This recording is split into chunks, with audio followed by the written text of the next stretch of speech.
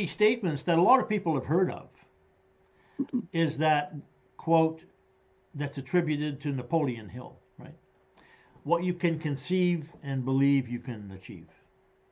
Right. Now, a lot of people But know that because they've read Think and Grow Rich. I mean, it sold 10 million copies or something. So, it lacks a system. The well, yeah, problem with that is it lacks a it system. lacks a Yeah. bunch of things. It lacks a bunch of things. So, I started there when I first started investigating this, right? Right. Investigating my dream, for example, and this whole idea of what's real and what's the mind and how does it work and how do you become successful and happy, you know? Um, so, um, first of all, you have to conceive it. If an architect doesn't conceive of a building he wants to design, then it's not going to happen unless somebody else does it. Right. So, first of all, you need the concept, and then he has to keep thinking, iteratively about that concept for long enough so that he comes up with a set of plans for every square inch of that building so that somebody can build it. Right. So, in a sense, we have to have, if we want to create our goals, then in a sense, we have to have our goals that crystal clear as well, right? Crystallized. Now, some goals can be very nebulous, right? Like I'm sure when J.K. Rowling was writing Harry Potter, she didn't sit in that coffee shop thinking, I'm going to sell 859 million books or something. She didn't think that. But her concept was more nebulous, right? I'm going to Well, I don't write. know I'm her going to. process there. I'm going to find She a. I'm going to find a publisher for my book, and I'm going to make a living with my writing. That's probably well, I mean, I'll what give you she an was example thinking of. with Tolkien, with J.R. Tolkien and C.S. Lewis, for example. They met every week for lunch. Okay, and they would discuss. They went to a club, a writers club, and they met and they talked about their books. Now, Right. C.S. Lewis wrote Narnia, and J.R. Tolkien wrote Lord of the Rings, Yeah. and and The Hobbit and stuff like that. They each wrote these books, but they didn't just sit down and write them. They created these alternative worlds through a series of iterative meetings in which they encouraged each other. For my understanding, Think and Grow Rich is lacking a system, and so your system is different tools that give you encouragement along the way and give you detail along the way that people have to have the scaffolding. I look at like some of these are foundational ideas. Like we talk about building a building, like an architect, you have the foundation which supports the other structures. If you don't have that, you cannot get to the other parts of it, right? It'll fall down. Exactly. And Yeah. Well, this is what I found so exciting, and thank goodness I had that dream because it impacted me enough that I spent at least 20 years trying to figure it out and then coming up with this scaffolding, as you called it, right? yeah, Um, and so the importance of it, I believe, I mean one reason it's important is because this is what all entrepreneurs are doing. They yeah, are thinking and trying to create their thoughts as physical products, business, income, right. whether they're trying to sell a house if they're a realtor or they're inventing a new machine or something. Um, it's quite fascinating when you think about a computer, like using a program. For example, when I'm using my computer right now to talk to you, I'm using a program like Zoom. I have no idea what the components of the computer are that are actually making this work. But obviously, there's an overlap when I'm creating a Word document, right? Right. Or when I'm creating a spreadsheet with different formulas in there to do my taxes or something.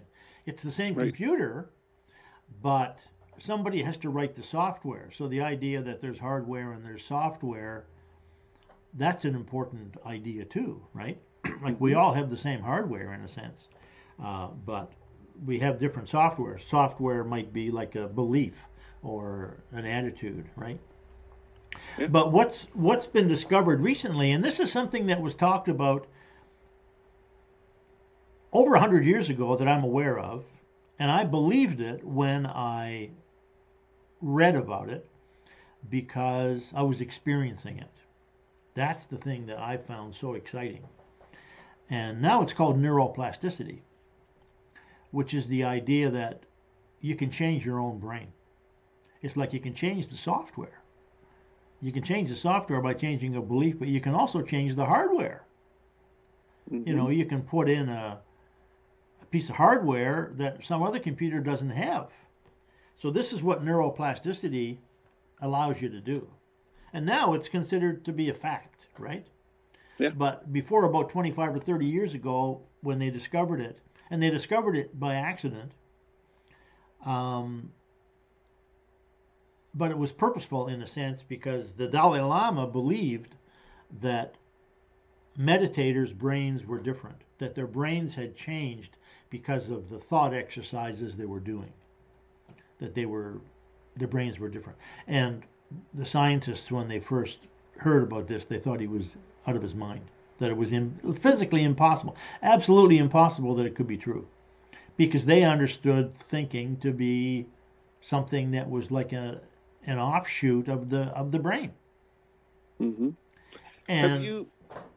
and and the people that were using the functional MRI, they were using it because they thought they could find the place in the brain where memories were stored. So they were looking for some place in the brain where the memory was. Like if I, my memory of going to the store and buying a loaf of bread last week, they thought it was in the brain somewhere. Mm-hmm. Well, what they finally figured out was it's not in the brain. It's nowhere that they can find. There's no particular place in the brain. But what they discovered is that wherever it is, it's in the same place that my goal of the future is. In other words, something that happened physically is in the same place as something that hasn't happened yet, meaning the future, right? So this blew their minds.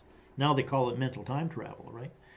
Right. So what they call memory now, in a sense, I mean, we still use the word memory, but they understand it differently, right? But one of the things that Benjamin Hardy talks about, and this is another, in a sense, this could be a presupposition, right? Is that the future creates the present, or at least the future has an influence on the present. Now, Einstein talked about this over 100 years ago, too. And there is a guy called Rupert Sheldrake. I'm not sure if you've heard of him or not. He's a Mm-hmm. biologist, I think. But he has this theory that he calls morphic resonance. And he talks about morphic fields, that are kind of like fields that influence physical matter. Well, to me, this is what a goal is. I mean, if I decide to go to the store and buy a loaf of bread, I mean, you can look at that as a physical activity. I take my body to the store, I pick up a loaf of bread, pay for it, walk home, boom, it's all physical, right? But if you look at it from the standpoint of, oh, I'm achieving a goal, then that goal is a possible future that's influencing my behavior. So this is what Rupert Sheldrake, I think, calls a morphic field. It's like it's not physical, but it's affecting physical matter. So this idea of neuroplasticity, which people used to talk about, but it was dismissed as being, woo-woo nonsense, right? People talked Mm-hmm. about prayer being effective. You pray for something, God gives it to you. You know, a lot of people have that model and they believe it and it works for them. It's true because they manifest things, right? I prayed for a new car and I got it. Right. So people call this, the law of attraction. It's the same idea, right? Um, so, so those two ideas, morphic resonance, and the fact that the future creates the present, which Benjamin Hardy talks about. Your future self has a bigger influence on your life than your past self, or at least it can, depending on how you define it and how you work with it, and Hmm. if you act through your future self. Because otherwise, what we're doing, and this is what most people do, they use their past self to influence the present and to influence the future.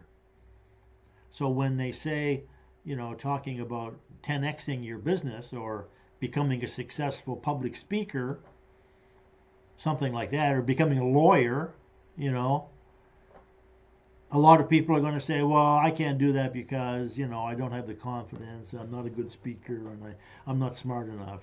And the reason that they're talking this way is because this is their past self. This is the influence of their past self, right? Whereas someone like a Michael Caine or an Arnold Schwarzenegger can imagine themselves in the future being a successful actor and saying, hey, that's what I want. And it took Michael Caine 12 years to really manifest it to the point where he was a successful paid actor. Same as Schwarzenegger, it took him 10 or 15 years before he became a bodybuilding champion and then an actor in the movies and making money. Hmm. But there's an example of a person using their future self to create a reality that wouldn't have existed without them doing that, right? Yeah. I mean, there's a couple offshoot ideas from that. Yeah, I mean, most people do use their past self, but like Bandler and Grindler we're talking about, there's alternative interpretations to your past that could make you, much more powerful Yeah, well, that don't you can forget use. Bandler and Grinder, they were modeling some very intuitive therapists. Right. Who had, yeah, they were, That's who they studied because they said, what are these people doing? You know, yeah, so like those are other moves. I a mean, hypnotist and a counselor and a psychologist or a psychiatrist, saying, what is it that these people are doing? Well, what they finally figured out is that they were using these um, inner senses, yeah, and they were guiding people to use their thoughts and their they're inner field. They were using imagery NLP. and their inner senses in very specific ways, right? Yeah. Well, that's what I'm saying. Those are powerful tools. I mean, I don't, have you ever heard of Thomas Campbell?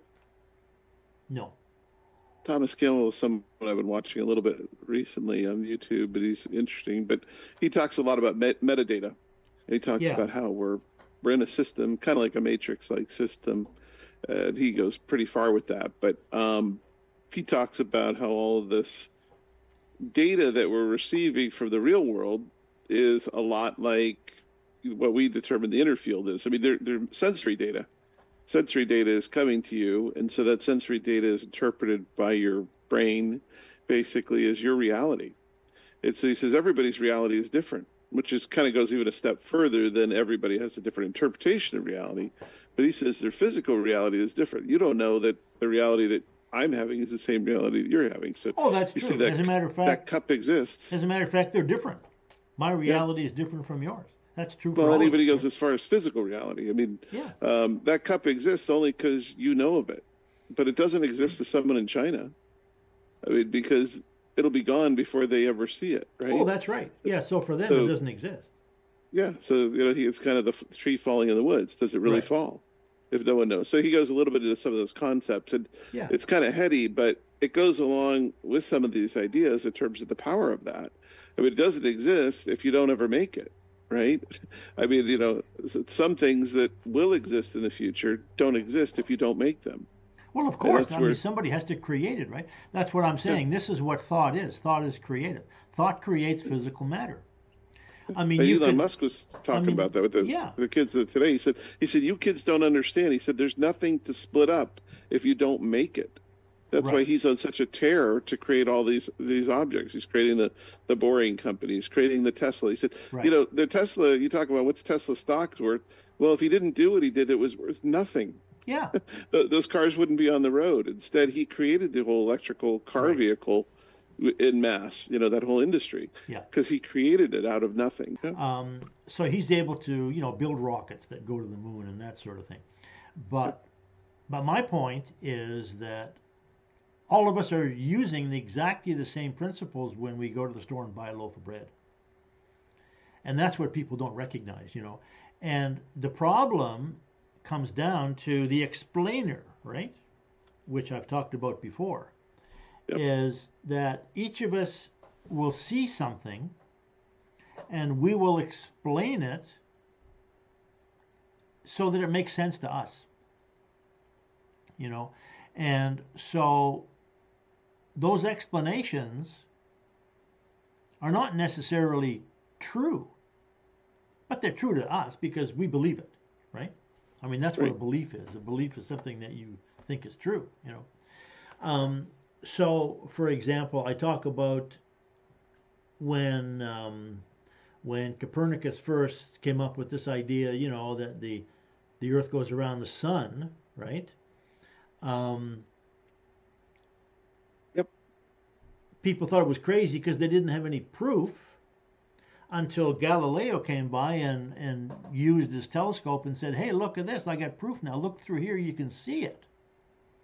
Well, this is the same thing that happened with neuroplasticity, because people like Wallace Wattles back in 1900, the early days of the latter days of the 19th century and early 20th century, he was teaching people that you can change your brain by thinking in a certain way.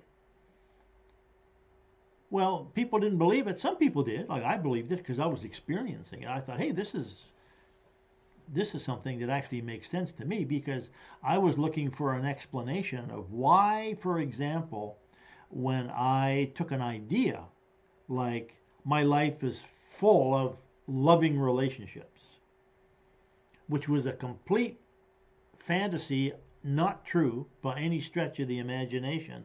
And then after meditating on it and doing affirmations for a few weeks, starting with that bus driver going downtown, suddenly it was like, hey, there's a loving relationship, right? Oh, Right. that's what a loving relationship is. I thought it was different. I thought it was, something else. So, in other words, so my world was changing. And so when I read Wallace Wattles and he said, when you think in a certain way and you do it long enough and you do it in the right way, your brain will change. I thought, that's what's happening with me. So I believed in neuroplasticity way before it was a thing. Hmm. And of course, people that believe in the law of attraction and that sort of thing, they have the same experience. They go, hey, I believe in it because I've experienced it. But now, of course, with the functional MRI, the same as with Galileo's telescope, scientists now have proof. They can say, hey, we can watch the brain changing. We can see synapses growing in the brain when people think in a certain way. And what the certain way is focused attention and repetition. That's what it is. Think about something over and over and over and over again, and your brain will literally make it true. The same as my idea that my world is full of loving relationships. Was it true? Had no evidence for it. And then after a while, hey, now it is true, right? So this is the kind of idea that if we can get across to people in terms of 10xing your income, um, certain people are going to get it. They're going to say, wow, if I can imagine it, like Napoleon Hill says, if I can conceive of myself 10xing my business, 10xing my Hmm. income, using some of these techniques that Anthony has figured out, um, I can do it. And once they get the idea that they can do it, then they can read the book, they can join a Zoom call, they can practice affirmations, they can listen to meditation recordings, practice the visualization exercises, and start changing their own brain. So that Hmm. what at first seemed like a fantasy making 10 times the income. After a while, it's like, well, of course, I'm just one of those people who makes X amount of money now, the same as all these other people out there. Like Elon Musk can have a meeting of his managers and he says it's worth $100 million to him. We would love to have you join us in this online community for $1 a day. You get your own PDF copy of the book upon which this entire training series is based, along with 2 powerful meditation visualization recordings. You also get a free copy of this Design Your Life workbook and a 4-hour video course that tells you how to use it to change your life step by step. You get lifetime access to all of this on day 1, and you can cancel your registration at any time. Just go to mindtimeandpower.com and click the link to join the online community.